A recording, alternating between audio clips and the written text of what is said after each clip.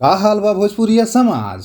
तोहार आपन होस्ट स्वागत करता जय भोजपुरी मैं भोजपुरी चैनल पर, जहां हम लेके आइल बनी एगो धांसू रिव्यू खेसारी लाल यादव जी के नई की फिल्म रिश्ते के। ये फिल्म देखे के बाद हमार मन में एक बात आइल, ये फिल्म भोजपुरिया सिनेमा के एगो नया पहचान दे सकता। यहाँ सिर्फ मस्ती या एक्शन ना, बल्कि के एगो जबरदस्त पारिवारिक कहानी बा जौन हरेक भोजपुरिया परिवार के दिल छू लेला।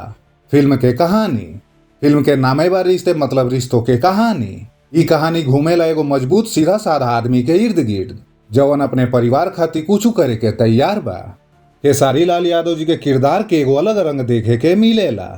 ना तो ऊ खाली माचो मैन हवन, ना रोमांटिक हीरो, बल्कि एगो सच्चा परिवार वाला आदमी हवन। फिल्म में इमोशन, एक्शन, रोमांस और जबरदस्त डायलॉग बा। एगो ऐसन कहानी जौन सिर्फ भोजपुरिया दर्शक ना बल्कि हर सिनेमा प्रेमी के दिल में उतर जाई। अब बात कइल जाओ कास्टिंग और एक्टिंग के त खेसारी लाल यादव भाई साहब का एक्टिंग कइले बाड़न। वो अपना किरदार में अतना रम गइल बाड़न की लागे जैसे सच में ई कहानी के असली हीरो हुए हमन। उनकर एक्सप्रेशन से लेकर डायलॉग डिलीवरी तक सब कुछ शानदार बा।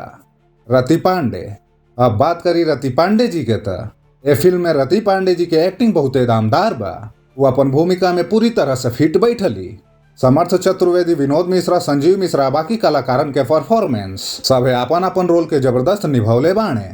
अब बात करी डायरेक्शन के त प्रेमांशु सिंह जी के निर्देशन जबरदस्त बा। इमोशन एक्शन के बैलेंस एकदम परफेक्ट बा।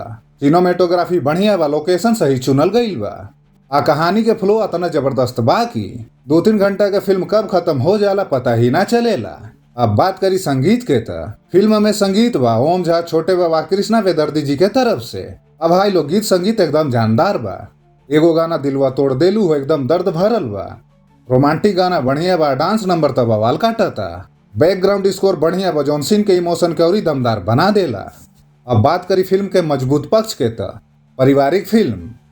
आजकल भोजपुरिया सिनेमा में इज्जत से देखे लायक पारिवारिक फिल्म कमे बनता, लेकिन रिश्ते एगो साफ सुथरी फैमिली फिल्म बा।